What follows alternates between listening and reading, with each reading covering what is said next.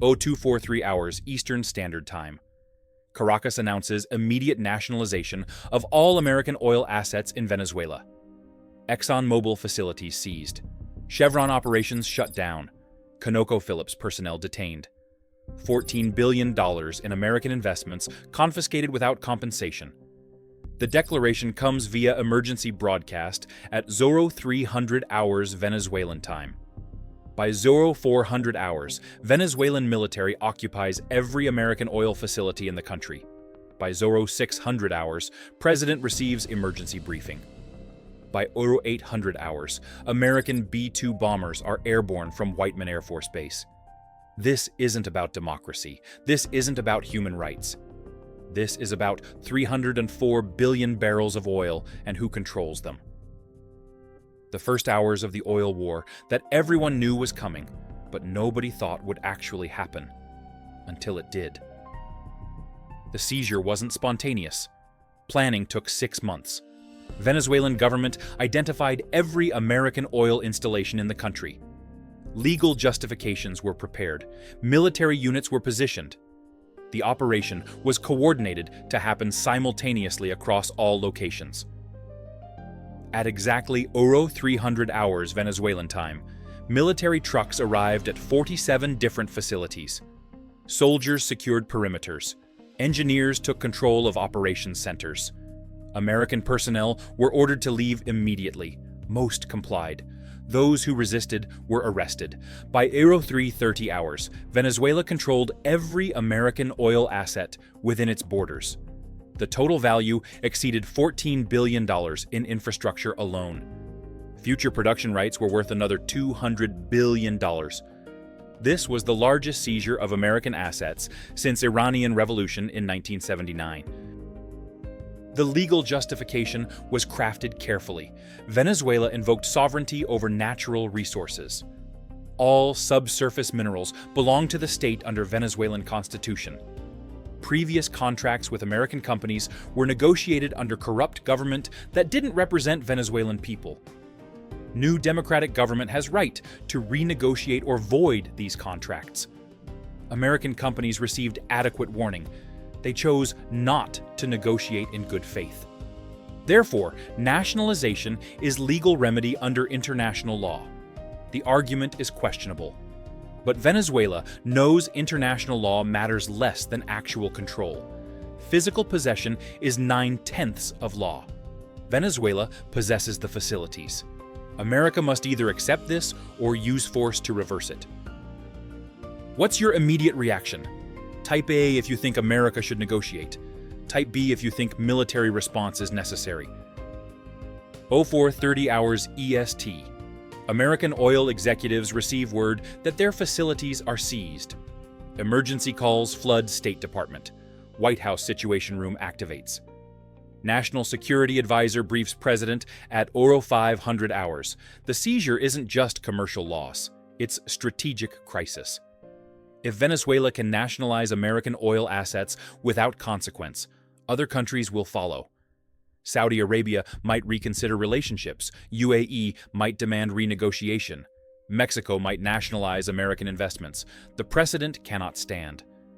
But military response against oil seizure is difficult to justify. Venezuela didn't attack America. They seized property within their own borders. International law is ambiguous.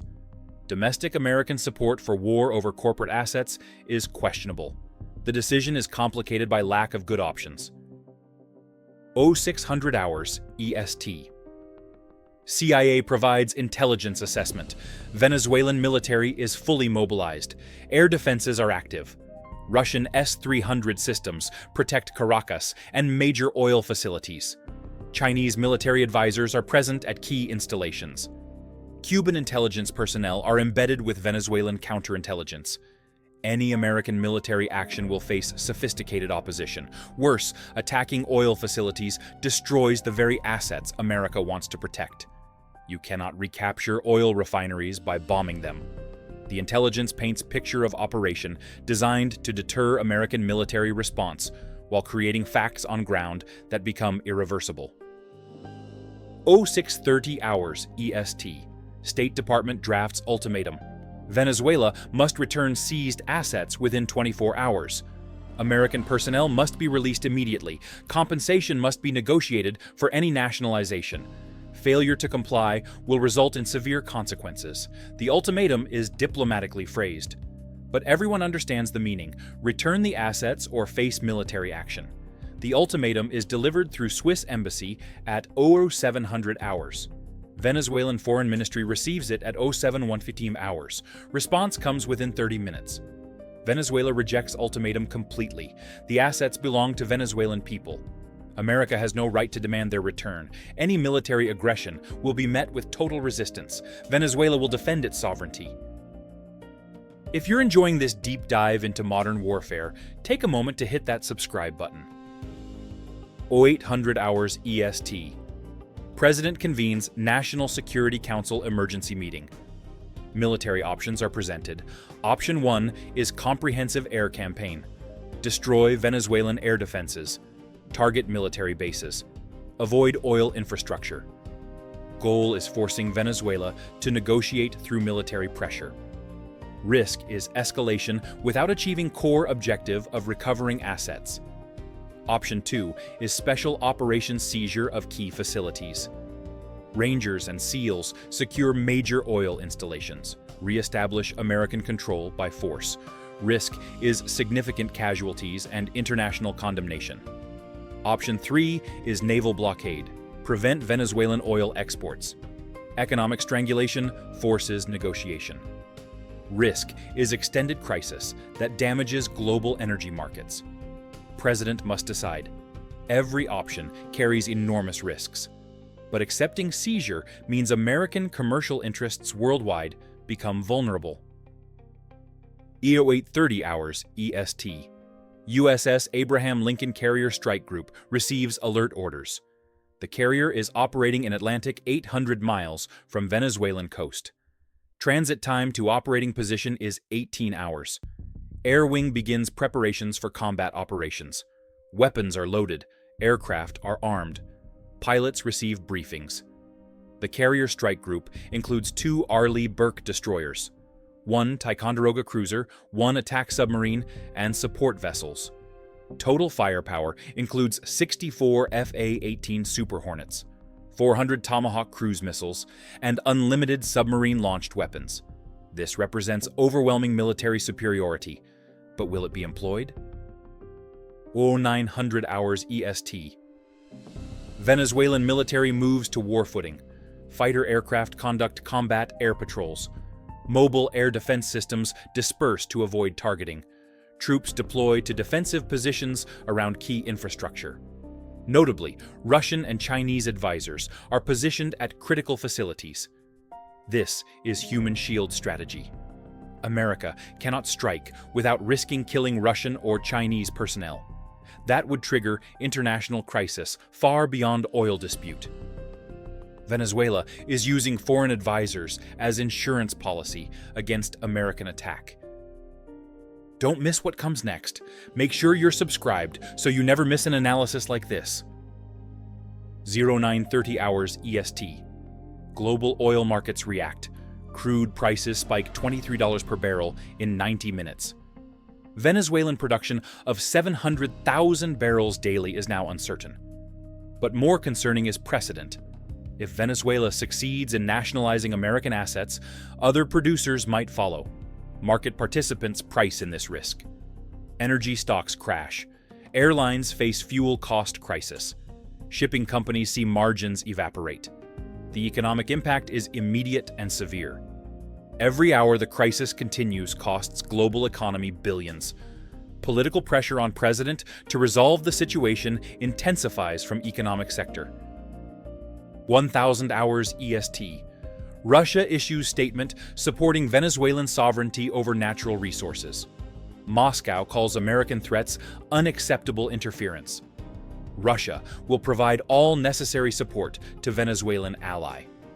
The statement is vague but threatening. What constitutes necessary support? Military assistance? Direct intervention? The ambiguity is intentional. Russia wants America to fear escalation without committing to specific actions. This is psychological warfare designed to constrain American response options. 10:30 hours EST. China makes similar statement. Beijing respects Venezuelan sovereignty. China opposes American bullying of smaller nations. China will stand with Venezuela in defending legitimate rights. Again, the statement avoids specifics. But China has $60 billion invested in Venezuela. Chinese oil companies operate there. Chinese military advisors are present.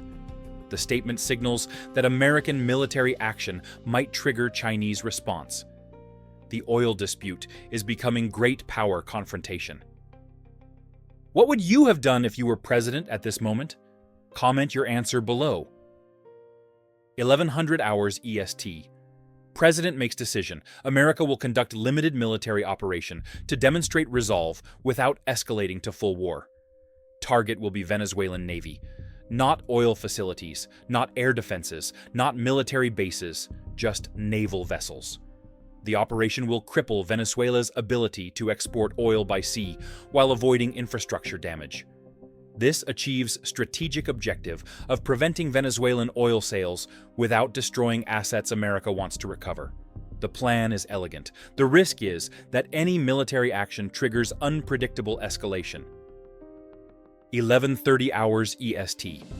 USS Virginia-class submarine USS New Mexico receives orders. Currently positioned 40 miles off Venezuelan coast. Mission is to sink Venezuelan naval vessels in port before they can deploy. Targets are identified: 4 frigates, 6 patrol boats, 2 Coast Guard cutters, total of 12 vessels. The submarine will fire Mark 48 torpedoes from submerged position. Venezuelan forces will not detect the submarine until torpedoes are in water. By then, it's too late. This is assassination of Venezuelan Navy, surgical, decisive, deniable if necessary. The attack is scheduled for 1300 hours Venezuelan time. 1200 hours EST.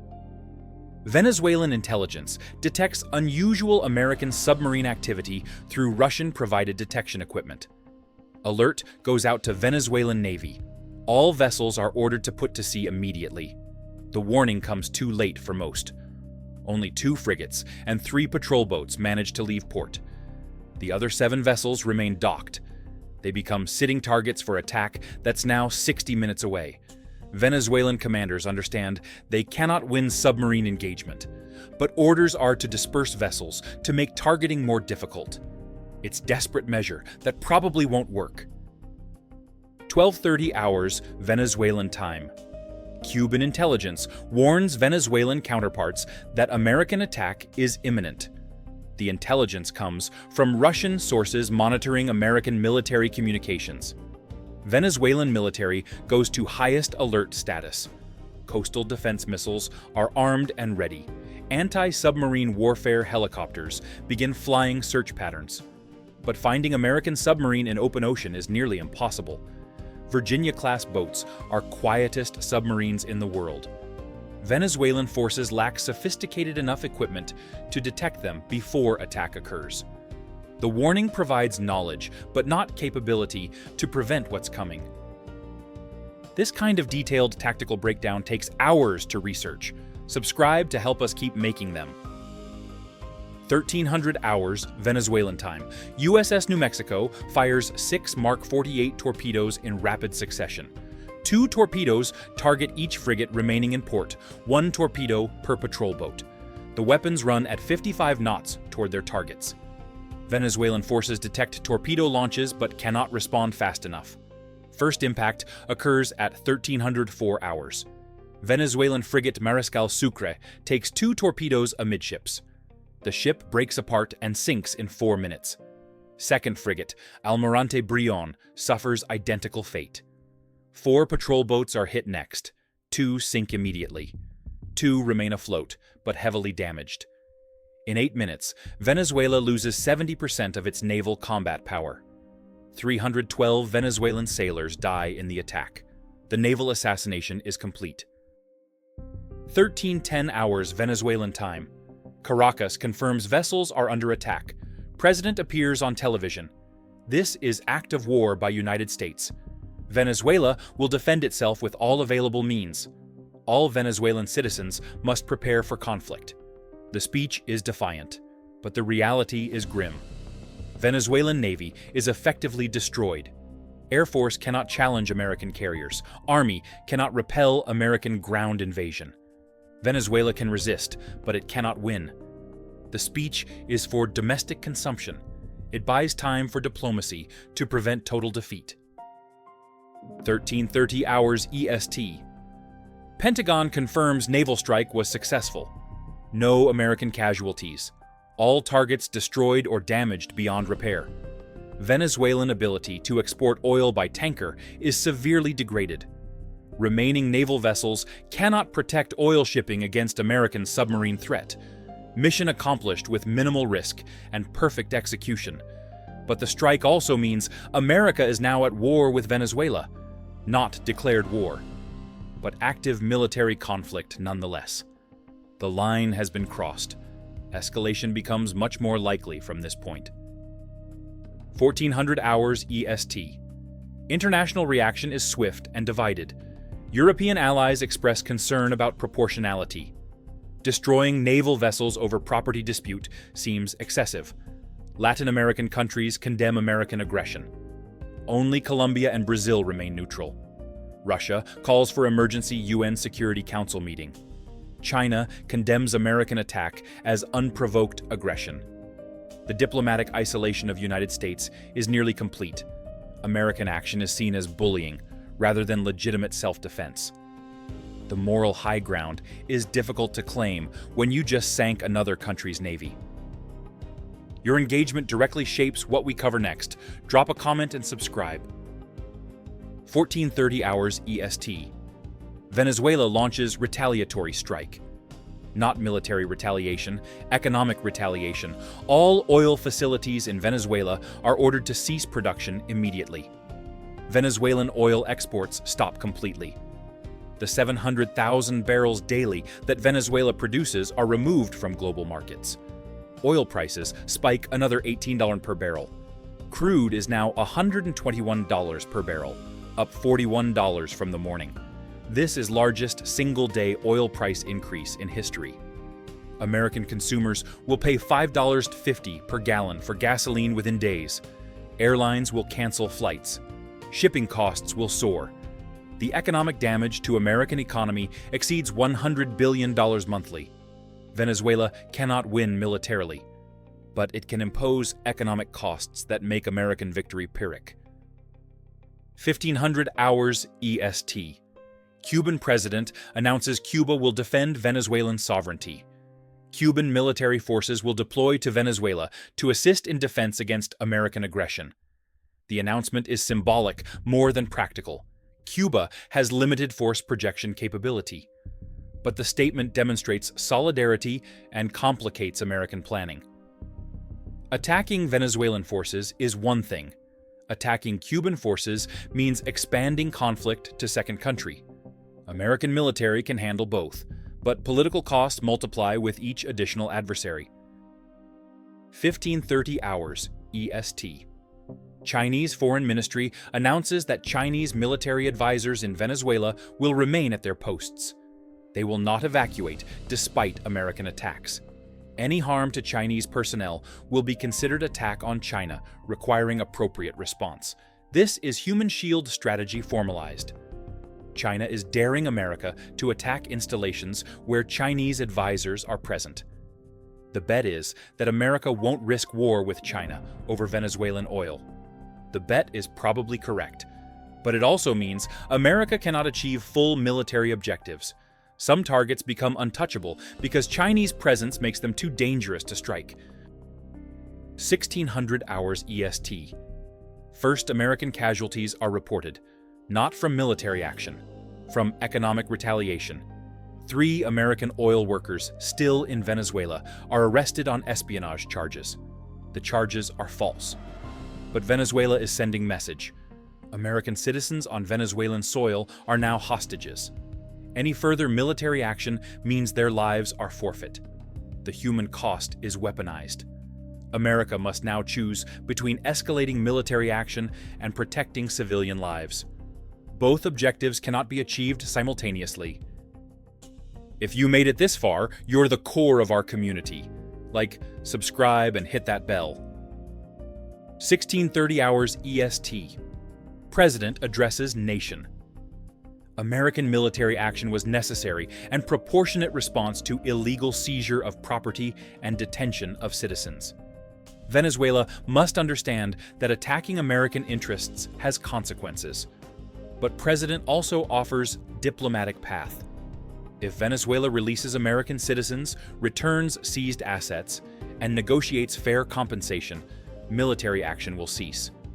The speech tries to thread needle between projecting strength and offering negotiation. Whether Venezuela accepts this is uncertain. Whether American public accepts the oil war is equally uncertain. 1700 hours EST. Global assessment at end of first day shows transformed situation. America sank most of Venezuelan Navy. Venezuela stopped all oil production. Oil prices increased 40%. 3 American citizens are detained. Russian and Chinese advisors are positioned as human shields. Cuban forces are deploying. International community condemns American action. American domestic support is divided. Neither side achieved decisive advantage. Both sides imposed costs on the other. This is definition of mutual escalation without strategic resolution. The first hours revealed fundamental problem with oil wars. The aggressor creates facts on ground quickly. The responder must choose between acceptance and escalation. Acceptance means losing strategic asset. Escalation means expanding conflict. America chose escalation, but limited escalation doesn't recover seized assets. It just adds military conflict to commercial dispute. Full escalation would recover assets, but destroy them in the process. You cannot bomb your way to recovering functional oil refineries. The strategic logic of oil wars is self-defeating. The economic impact exceeds any military consideration. Every dollar oil price increases costs American economy $4 billion annually. At $121 per barrel, that's $164 billion in additional annual costs. The naval strike cost Venezuela $2 billion in ships and 312 lives. But Venezuela's retaliation costs America $100 billion monthly and rising. The economic warfare is far more effective than military warfare. Venezuela understands this. They cannot defeat American military, but they can make victory too expensive to pursue. This is asymmetric warfare using economic weapons. The international isolation of America is strategic defeat. Even allies oppose the military action. The diplomatic cost will persist for years. America's reputation as aggressive superpower, willing to use force over commercial disputes, is reinforced. This reputation makes future diplomatic efforts more difficult. Partners become cautious. Adversaries become emboldened. The first hours of military success are also first hours of diplomatic failure.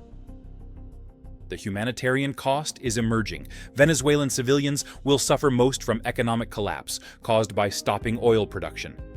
Food shortages will worsen. Medicine becomes unavailable. Electricity is sporadic. The suffering creates refugee crisis. Hundreds of thousands will flee to neighboring countries. The humanitarian disaster is direct result of economic warfare that Venezuela initiated but America escalated. Both sides are responsible, but Venezuelan civilians pay the price. The path forward from first hours is unclear. Neither side can achieve full victory. Venezuela cannot force America to accept nationalization. America cannot force Venezuela to return assets without destroying them.